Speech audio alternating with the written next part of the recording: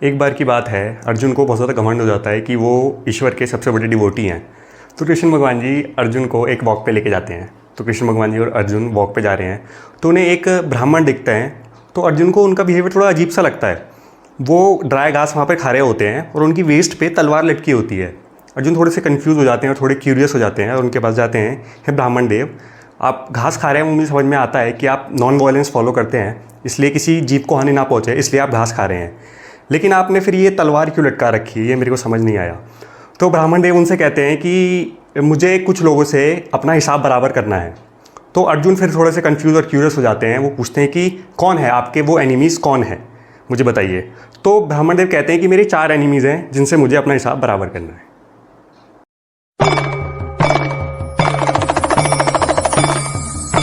तो ब्राह्मण देव अपने 4 एनिमीज़ का नाम बताते हैं। तो वो कहते हैं कि सबसे पहले एनिमी है मेरे नारद ऋषि।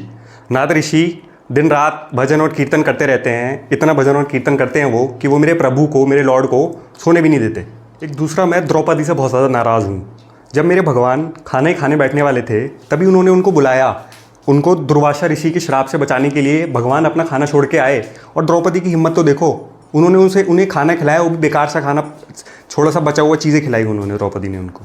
तब अर्जुन उनसे पूछते हैं कि अच्छा आपके तीसरे दुश्मन कौन है। तो वो कहते हैं ब्राह्मण देव कि मेरा तीसरा दुश्मन है वो दुष्ट प्रहलाद। उसको देखो कि उसकी वजह से मेरे भगवान को हॉट ऑयल में जाना पड़ा, एक एलिफेंट के नीचे क्रश होना पड़ा, और तो और उनको एक पिलर में से निकल के आना पड़ा उनको बचाने के लिए। अब चौथा मेरा दुश्मन है अर्जुन, जिससे मुझे हिसाब बराबर करना है। क्यों? क्योंकि उसने मेरे भगवान को, तीनों लोगों के स्वामी को, अपना चैरिटियर बनाया, अपना सारथी बनाया। उन्होंने ये भी नहीं सोचा कि मेरे भगवान को कितनी दिक्कत हुई होगी, कितनी इनकन्वीनियंस हुई होगी मैं उनका चैरिटर चलाने में, उनका काम करने में।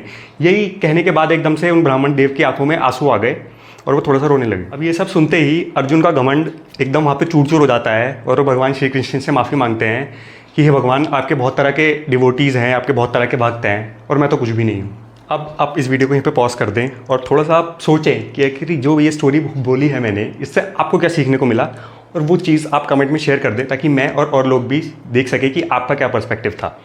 ठीक है, अब आपने कर दिया। अब मैं अपने कुछ पॉइंट्स बताता हूँ। 4 उन्होंने दुश्मन बताए थे, मैं 4 पॉइंट्स बताता हूँ अपने कि मैंने क्या सीखा इस स्टोरी से। सबसे पहला पॉइंट ऑब्वियस है, पर्सपेक्टिव। हर जने का देखने का नज़रिया अलग होता है। किसी की स्टोरी में जो हीरो होता है, दूसरों की स्टोरी में वो विलन भी हो सकता है। ये चीज़ मैंने क्या सीखी, डू यू रियलाइज़ कि आपकी सच्चे मन से की गई भक्ति कितनी पावरफुल हो सकती है कि वो तीनों लोगों के स्वामी को फोर्स कर सकती है अपना काम छोड़ के आके आपकी हेल्प करने के लिए।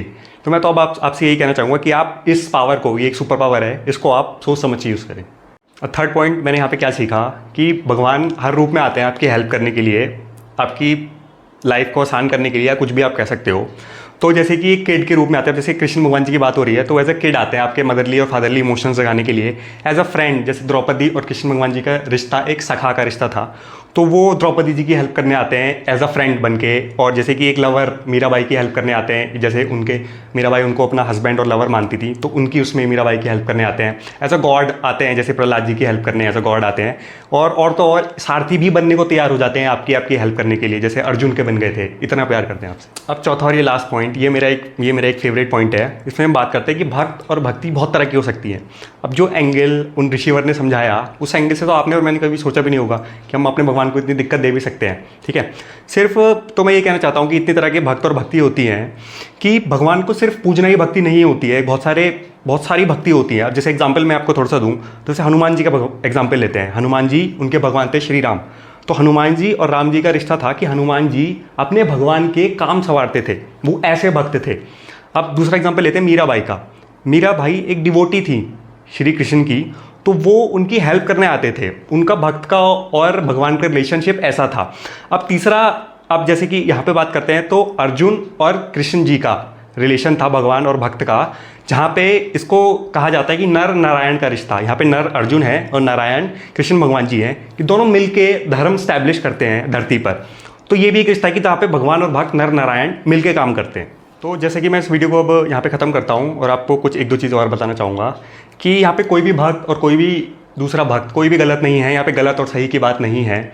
यहाँ पे सिर्फ एक एक्सपेंडेड माइंड की बात हो रही है कि आप अपना थोड़ा सा माइंड एक्सपेंड करें, तो सिर्फ एक नज़रिया नहीं, आप कई नज़रियों को देख सकते हैं। और जैसे कि मैंने कहा, कोई नज़रिया गलत नहीं है, कोई नज़रिया सही नहीं है। और बस मैं ये कहना चाहूँगा कि भगवान और भक्त का रिश्ता बहुत स्पेशल होता है कि आप एक हनुमान जी जैसे भक्त भी हो सकते हैं जो राम भगवान के लिए माउंटेन लिफ्ट करके लाते हैं।